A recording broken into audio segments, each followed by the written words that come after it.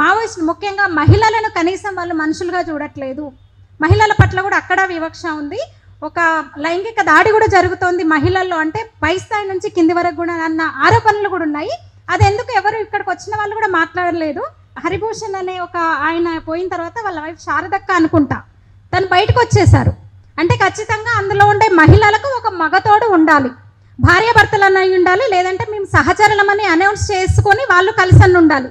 లేదు ఒక ఒంటరి మహిళ ఎవరైనా ఒక యువతో మహిళ ఉంటే వాళ్ళు చెప్పినట్టు వీళ్ళు వినాల్సిందే. ఆ మేరకు వాళ్ళ మీద వేధింపులు జరుగుతున్నాయి అనేది నేను అనడం కాదు, చాలా సందర్భాల్లో అంటే లొంగిపోయిన మహిళా మావోయిస్టులు చెప్పిన మాట.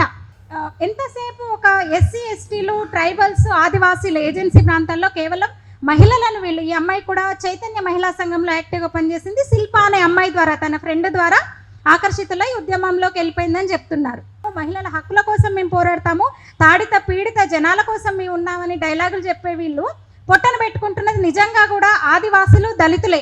ఎవరికి కంప్లైంట్ ఇవ్వాలో తెలియదు. వాళ్ళు ఉండేది అడవులలో అరణ్యాల్లో. మాకు ఇలా ఒక అంటే లైంగికంగా మాకు వేధిస్తున్నారు, మమ్మల్ని బ్లాక్మెయిల్ చేస్తున్నారు, లేదంటే మమ్మల్ని హింసిస్తున్నారంటే వాళ్ళకి చెప్పుకోవడానికి కూడా ఒక వ్యవస్థ లేదు అక్కడ. నిజంగా వాళ్ళకి ఇప్పుడు ఆలోచనలు లేవు, పూలు వికసించేది లేదు, ఆలోచనలు సంఘర్షించలేదు. చాలా అనాలోచిత నిర్ణయాలతో కావాలని వాళ్ళ స్వలాభం కోసము అమాయకులను వాళ్ళు బలి చేసుకుంటున్నారు. మహిళా సంఘాలు వస్తారు, బయటకు వస్తారు, ఓ లెక్చర్లు ఇస్తారు, ఇన్ని చెప్తారు. రాధ ఎందుకు కనిపించట్లేదు మీకు? రాధ గురించి నాకు ఆశ్చర్యం వేస్తుంది. ఈ ఘటన జరిగి 18వ తేదీ అనుకుంటా, 18వ తేదీ ఎన్కౌంటర్ జరిగింది, 19వ తేదీ బయటకు వచ్చింది. అమ్మాయి డెడ్ బాడీ 19వ తేదీ బయటకు వచ్చింది, ఆమె ఫలానా అని తెలిసింది 19వ తేదీ. ఇంతవరకు కూడా ఎక్కడ అసలు మీడియా నాకైతే పెద్దగా కనిపించలేదు. వాళ్ళకి వాడుకోవడం తెలుసు అంతే. రక్షణ పేరుతో భక్షించడం ఎంత ఘోరం అసలు. చంపడం ఏంటి, ఇంకేదన్నా శిక్ష వేయొచ్చు.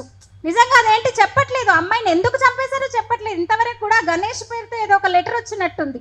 అమ్మాయి తప్పు ఒప్పుకుంది, అందుకే మేము పనిష్ చేశామని,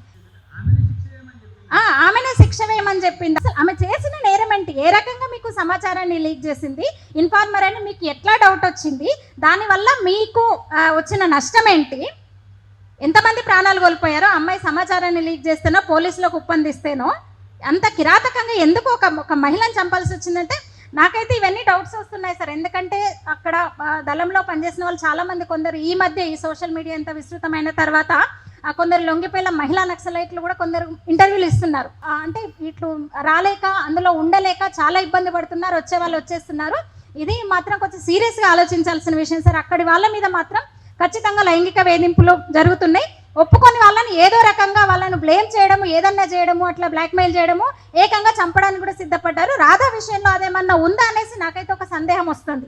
ఆ అమ్మాయి ఎందుకంటే బాగా చదువుకున్న అమ్మాయి, హైదరాబాద్లో పుట్టి పెరిగిన అమ్మాయి, ఒక అది ల్యాబ్ టెక్నీషియన్ కోర్స్ చేసింది అమ్మాయి. నిజంగా ఏదో సాధిద్దాము అనాలంటే వాళ్ళ కోసం, అనగారిన వర్గాల కోసం, లేదంటే వీళ్ళ కోసం అనేదో కొన్ని ఎన్నో రకాల ఆశలతో ఒక ఇదితో వెళ్ళినట్టుంది.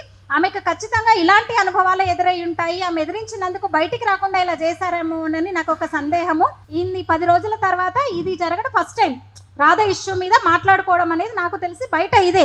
ఏ దళిత సంఘాలు కానీ ఎవరు మాట్లాడట్లేదు, మానవ హక్కుల మాట్లాడట్లేదు, మహిళా సంఘాల వాళ్ళు అసలే మాట్లాడట్లేదు. అమాయక దళిత యువతి అసలు వాళ్ళకి నోరెక్కడ పోయిందో నాకు అర్థం కావట్లేదు. దుమ్ముగూడెం ఏజెన్సీలో ఒక ధర్మ జాగరణ కార్యకర్త అంటే పాస్టర్లని అక్కడ ఈ మత ప్రచారకులను ఆ మిషనరీ, క్రైస్తవ మిషనరీ మాఫియాను అడ్డుకున్నందుకు నక్సలైట్లు వచ్చి అతన్ని కొట్టారు. అక్కడ వచ్చిన ఆరోపణ ఏంటంటే సార్, చర్చికి వచ్చే మహిళలను వీళ్ళు లోబర్చుకొని మావోయిస్టులకు అప్పచెప్తున్నారు యువతులను. నిజం, అతను చేసిన ఆరోపణ. వీళ్ళందరూ కలిసి ఆ మిషనరీ మాఫియాతో కలిసి నక్సలైట్లు ఆ ధర్మ జాగరణ కార్యకర్తను కొట్టారు, ఫిజికల్గా అతని మీద దాడి చేశారు. కందమాల్ ఘటన అందరికీ తెలిసిందే. ఒక హిందుత్వ విషయం వచ్చేసరికి వాళ్ళందరూ ఏకమైపోతారు. ఇక్కడ కందమాల్లో జరిగింది కూడా అదే కదా, మిషనరీలతో మావోయిస్టులు ఏకమైపోయి చేసిన హత్య అది. లక్ష్మణానంద స్వామిది. ఆ తర్వాత చాలా ఘటనలు అయితే ఇవన్నీ జరుగుతున్నాయి. నా కులంతో నాకు సంబంధం లేదు. ఒక మహిళకు ఎక్కడ బాధ జరిగినా ఝాన్సీనో నేనో వస్తానే ఉంటాం, మేము మాట్లాడతాము. అంటే అనగారిన వర్గాలు, లేదంటే ఒక దళిత సోదరుల కోసం మేము ఉన్నాము అని చెప్పడానికే మేము ఈ వేదికకు వచ్చాం.